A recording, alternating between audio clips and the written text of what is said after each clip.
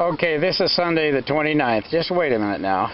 And my wife has decided she's gonna, you can see that hive right in front of me. I'll just zoom in on that. It's got a bit of a beard on the front of it, the one with the piece of wood, center of the image. And here's my wife over here in her cute little shorts and heels, okay?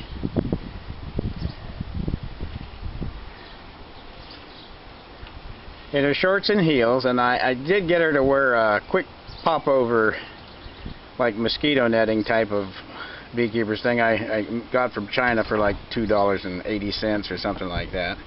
So she's in her sexy heels, her shorts, and it's overcast and it's not the best day.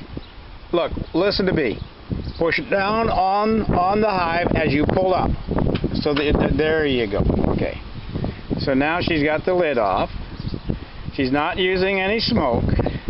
She's already gotten stung a couple times 2 days ago. Don't be bashing bees or they'll That's not a bee. Okay. Well, get to the work and pop the inner cover very slowly because that's going to make the noise. Well, maybe I better just back off a minute. She's already got a bee or two following her. She says, "Well, maybe I ought to just back off." Well, here comes the sun, your wonderful friend. Pop the cover and loosen it gently, without a crack, okay? And take it off slowly.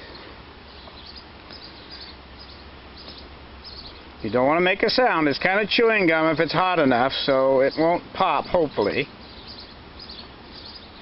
And then lift it up very slowly. If you got that end open enough, the one you're on now, give it just a little bit more so you can see the chewing gum stretch. I'm talking about the propolis. Yeah. Okay, now take your hands on both sides. Keep your position where you are. Lift it up slowly and keep your main body to the side. Go on, they're going to get around you. That's normal. Slowly.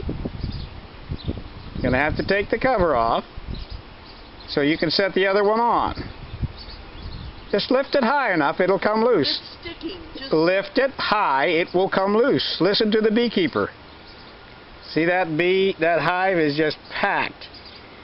Now, go ahead and put that right on there gently. Don't make too much noise with the frames. You can reposition them when you get it on. Beautiful. There, it's perfect. You don't have to adjust anything.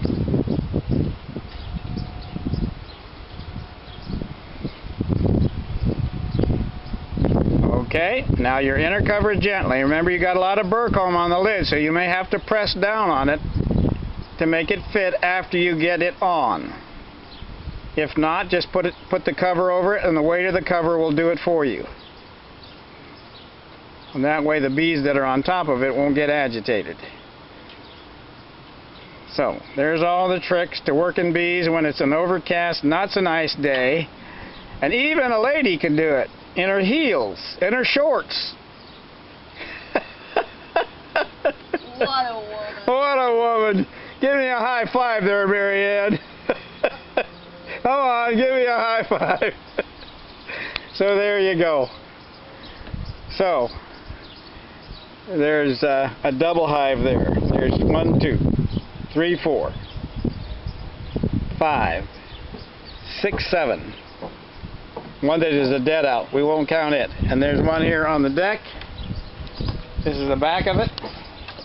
It has a viewer on the top so that you can look in and see all those bees down there. It tells me that this hive is ready for a super. You want to do another one?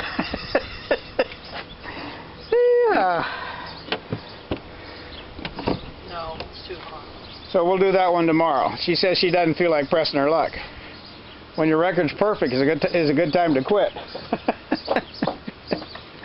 2 days ago she got stung just below her lower lip in the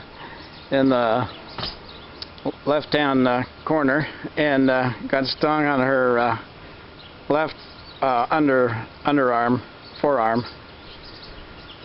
And she got a little cellulitis, and it kind of swelled up a bit, and she used a little cold, like I told her, and a little heat, and it's resolving. It'll probably be gone by Tuesday or so.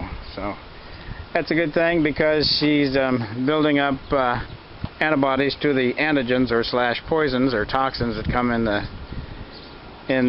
honeybee's venom. So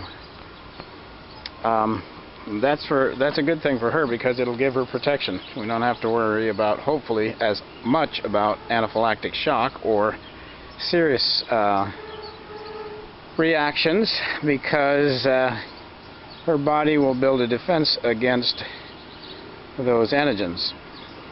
Well, so much for today. I hadn't actually thought that she was going to do this, but that's okay. And it's done now, so I don't have to do it tomorrow. So, this is G. Wooster, signing off. So here's my darling wife edging this little corner garden off the deck. As you can see, right over her head is the entrance to the hive. So I measured about a foot. And she's been sitting here working on this project now for the better part of an hour, digging in this edging. Most people like to lay it on top of the ground, which is not how it's intended to be put in your garden, because it looks kind of crappy, and it looks a lot better when you dig it in. As you can see, the garden over there, and the garden over here, and the garden over here. We are not for want of gardens, and this is just the backyard. Beech tree, cherry tree, dying cherry tree, don't know why. About 20-some rose bushes spread out through the yard, front and back. But this cherry tree, interesting enough, that looks kind of dead, is growing very well from the bottom up. So, I don't know, maybe just grow a new one. I have no clue why I did that. Must be some sort of blight. Maybe I can check with the local entomologist and see what he thinks. But that's what you call sitting down on the job but getting it done. Hard-working woman. Look at those bees buzzing around her head. Too bad you can't see them.